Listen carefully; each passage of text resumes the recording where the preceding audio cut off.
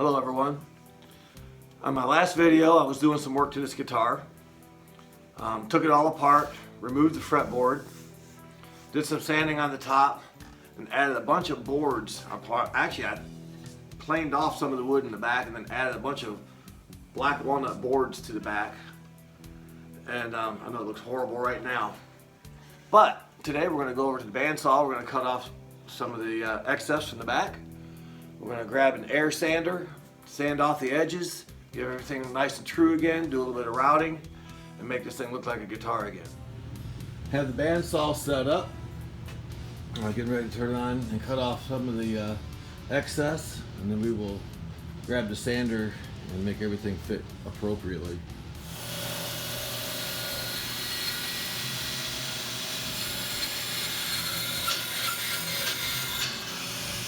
So I brought the guitar over here, and you can see it's a rough cut. Did not take a whole lot of time to make it perfect, so I didn't want to take a chance of cutting into the existing body. And that's where the router comes in. This is what I'm talking about when I say a flush cut bit. The bearing on the bottom will ride along the edge of the guitar, and then the blade will cut into the new wood, and it will make the new cut very flush. So I have the height of the flush cut bit set. I'm getting ready to make my first pass.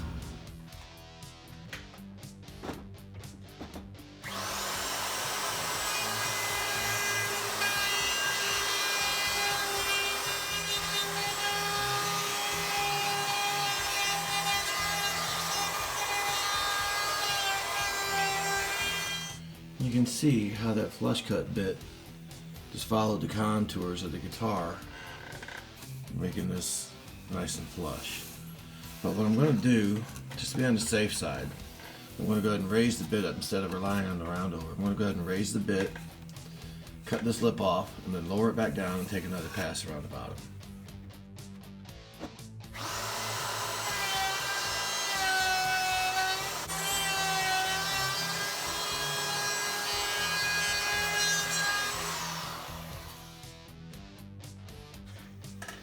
You can see everything is starting to get nice and flush. I noticed that I must not have had this board here clamped very good, so there's a little bit of a gap. That's going to be a very easy fix. A little disappointing that it happened, but that's okay. This little tear out here, that'll be done away with as soon as I run the roundover bit on it. So I'm going to go ahead and lower the bit again, and just keep doing this back and forth until I get it the way I want, and then I'll start doing some sanding. Okay, so the basic shape of the guitar starting to fall in place again. There is a little gap I pointed out earlier. I'm just going to have to fill that. It kind of bums me out that that happened. I thought I had everything clamped good and tight, but all of the other joints look really good. So we have the basic shape started. This will actually look better when it's done, because this is all going to be carved out anyhow for a belly cut. But what I've done now is I've put a 3/4 roundover bit on the router. We're making several passes on the front and the back, and round these edges over. And this is only the first stage, because the back hasn't been sanded yet. And I want to run it through the planer, and then I'll use a roundover bit again. The reason I want to run the roundover bit now is so it'll fit through the planer a little bit better. There's a couple little ledges on the planer that I think if I go ahead and get the edges rounded over really well, that'll miss those edges. So here we go.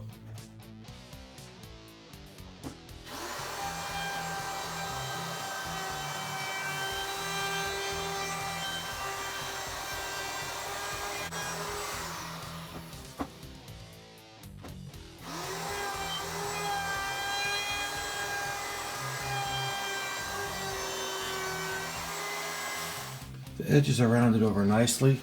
I'm going to go ahead and grab a sander and hit the very, very outer edge of it. And hopefully I'll get enough material off. Again, this top here is, all of this is going to be cut away about up through here. That will look a lot better. But I want to run it through a planer before I do anything else. I want to run the sander around it first, especially on this edge and this edge, and then run it through the planer. And then I'll have a good idea of how this back actually looks. This is the sander I'm going to be using, the Blue Point sander, air sander. I think it's 22,000 RPMs or something like that.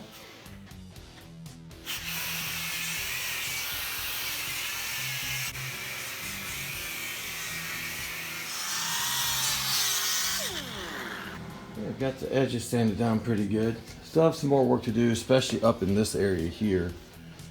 But I'm going to go ahead and put it on planer and get this leveled out. Plus, that's the quickest way to get this. It's a little bit too thick now, but it's the quickest way to get it down to the right thickness. And then I can do some finish sanding. Basically, all I'm going to do is take the planer until this little hole right here disappears. Once that's gone, then I'm going to be satisfied with that thickness. I think it looks pretty good right now.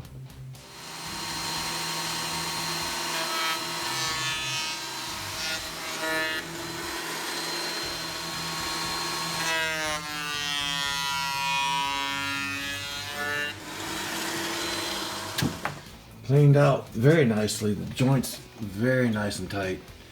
All except that one little thing. There's always got to be one little thing that messes me up on every project I do. That's okay though. I'm used to it by now.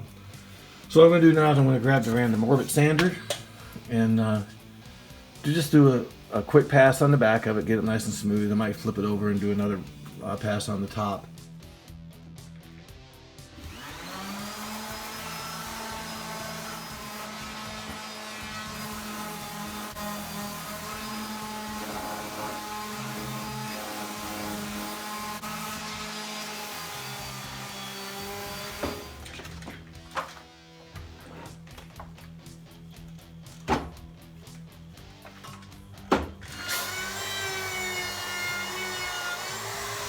Very happy how this turned out. Still have a lot of work to do in this area, but yeah, the joints just look amazing. So I think what I'm going to do next, is go ahead and finish this belly cut so I can go ahead and get everything sanded in. I'm actually going to do this with a circular saw. So the first thing I have to do is I have to mark where I want to make my cuts.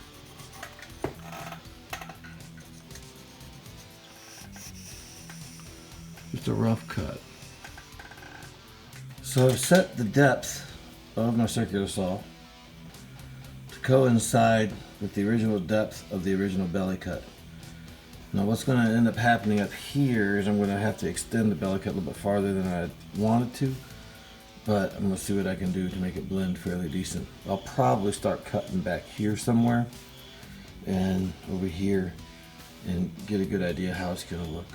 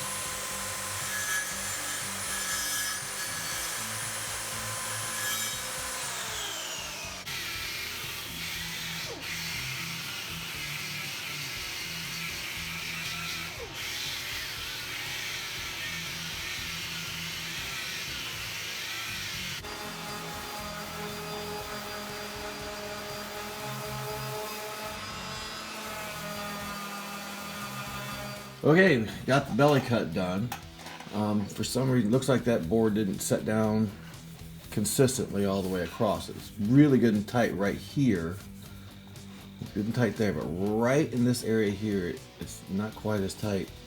And the more I try to sand it, the more it just becomes plain that it's not gonna come out. So I'll just fill that. I'll make some filler up later and fill it. So next, we're gonna start working on the neck joint.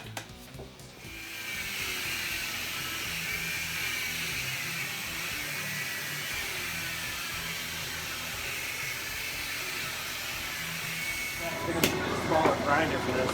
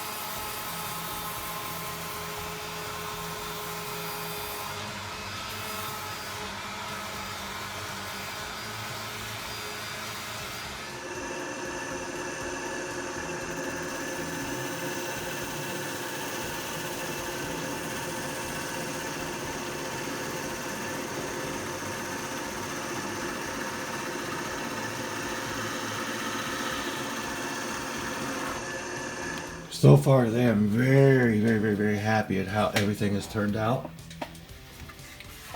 Because the belly cut ended up being this deep, and it's very comfortable to hold, by the way.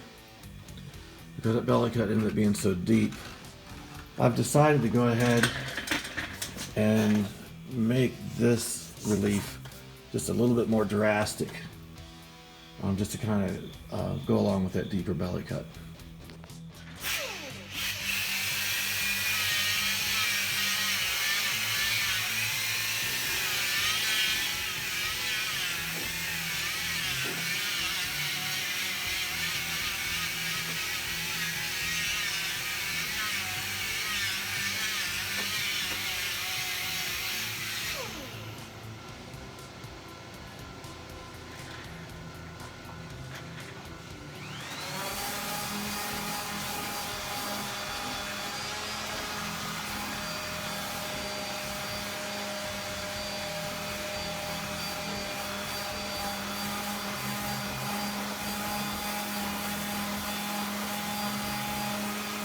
Well, I'm getting ready to open up my electronics cavity and my pickup, my tremolo cavity. So what I have to do is I got to drill a hole down through here to locate it.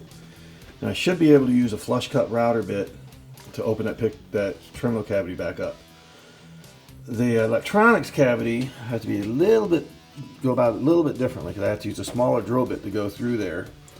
And then I'll have to use a larger drill bit and drill from behind. Then we should be able to get those cavities opened back up.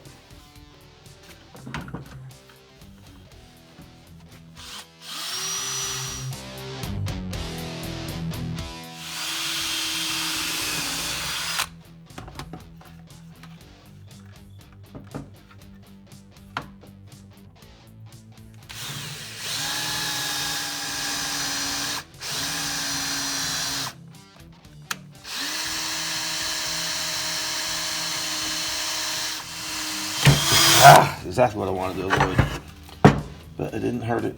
Good. Okay, pause it. Okay, so I have a new flush cut bit that's actually 1 inch long. I needed that to open these cavities up, so go ahead and get them opened up.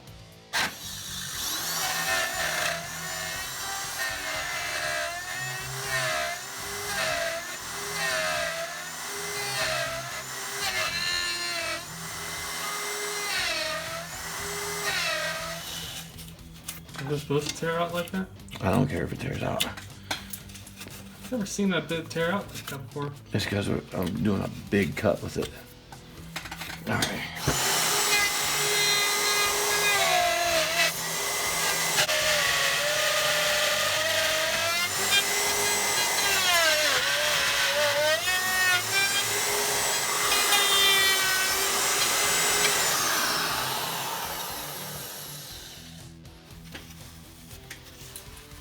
You need to make a vacuum attachment for that. I don't know what happened there. Oh, right there.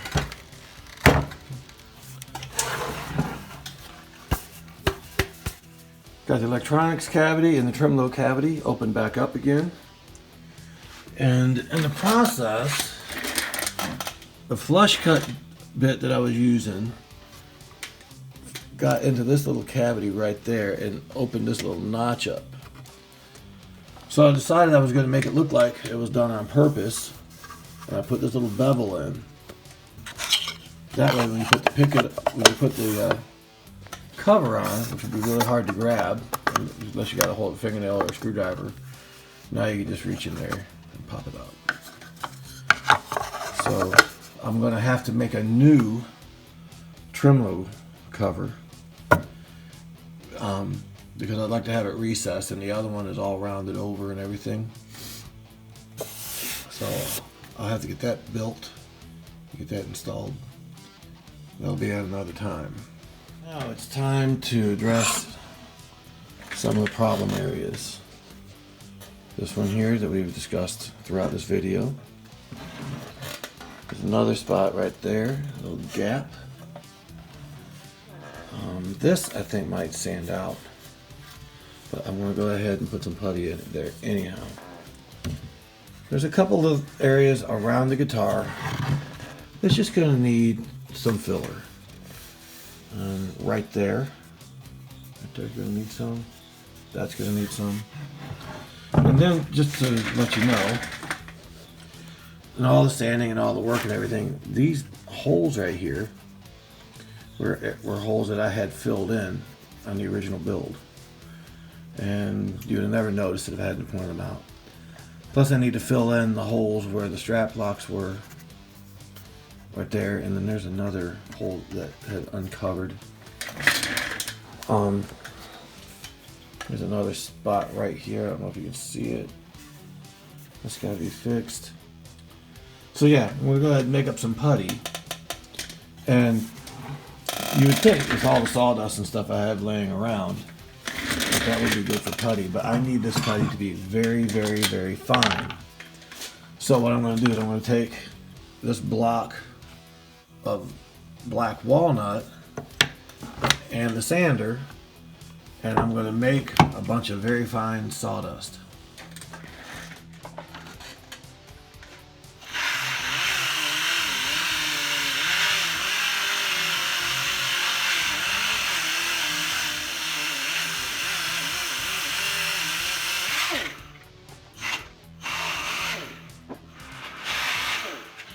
So I have enough dust made up to make a pretty good amount of putty. It's time to go get some glue, mix this stuff up, and get it onto the guitar. Make it up with putty, and that amount of dust will make up a whole lot of putty.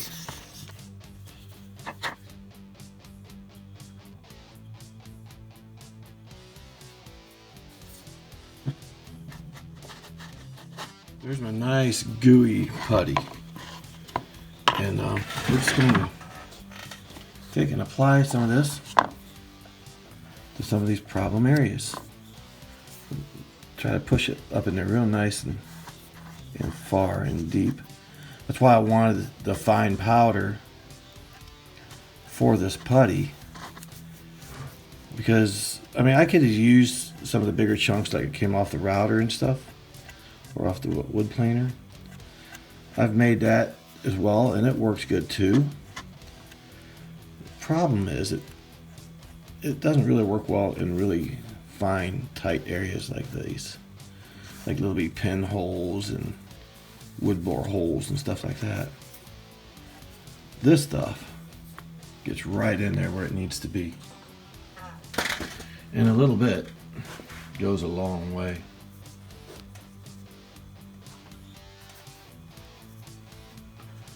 This guitar had a whole lot of putty in it from the original build. I don't know if I mentioned it in the last video or not, but my dad and I actually cut the tree down that this guitar is made out of. You may have been wondering why, when I added on to the back, why I was using such old boards and stuff. Well, that's left over from the same tree.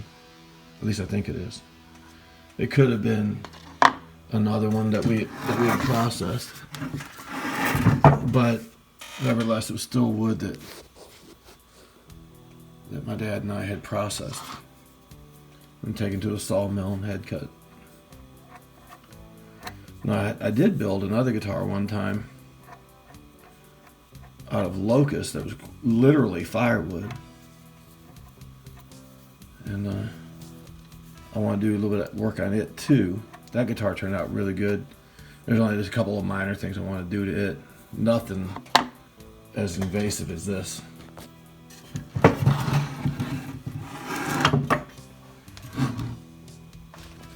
But this is all I'm going to be able to do to this today. This paste is nice and fine, and then I can smash it right down in these grooves. And when I do the final sanding, you'll never know it was even there. Unless, of course, you've watched this video.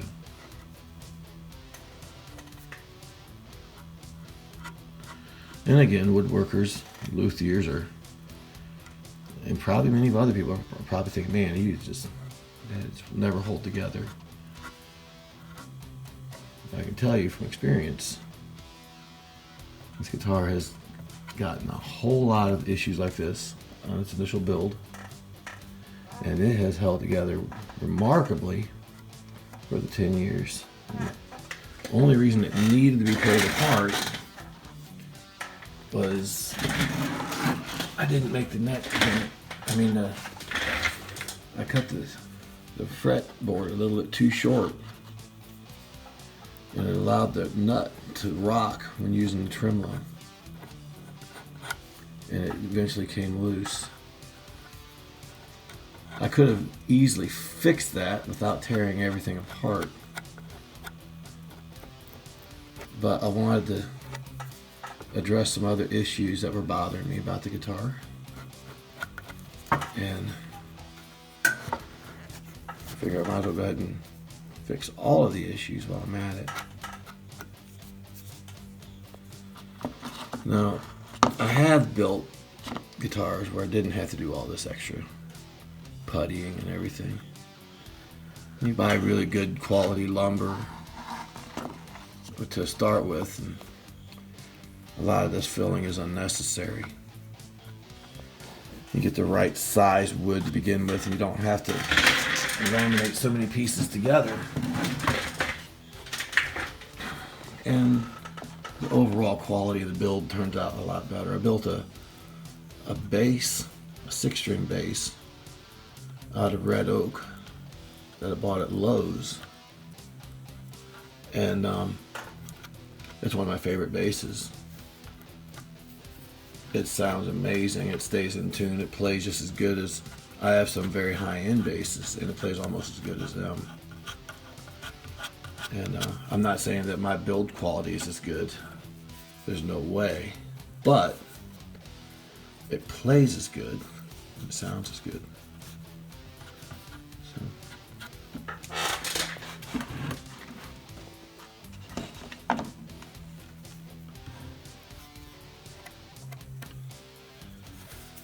So this guitar has got some sentimental value to me, and I can't wait to get it to where I'm playing it again.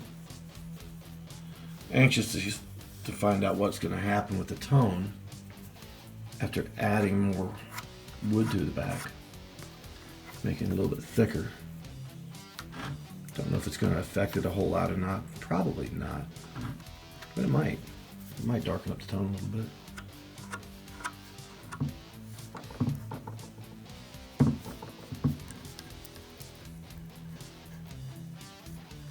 Sorry if I lose focus a little bit, because I did rig up something to hold the phone this time. However, in this particular sequence, I really wanted to get it nice and close and film it.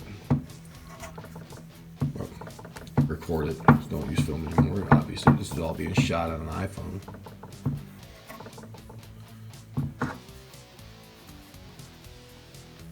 So it's hard to remember to move both hands over.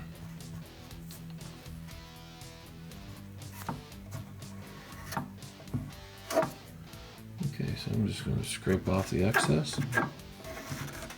Make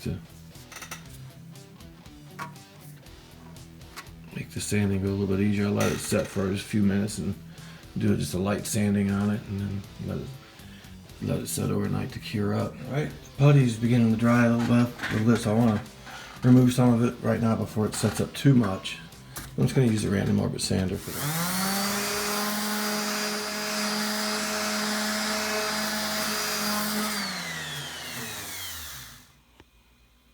It always amazes me how well this works.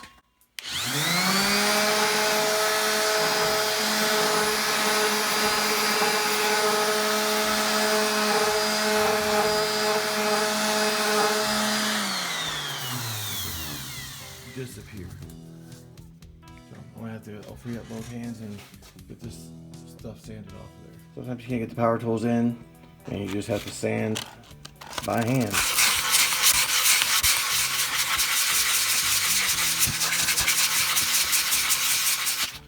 Okay, so there is the crack that I've been most concerned about.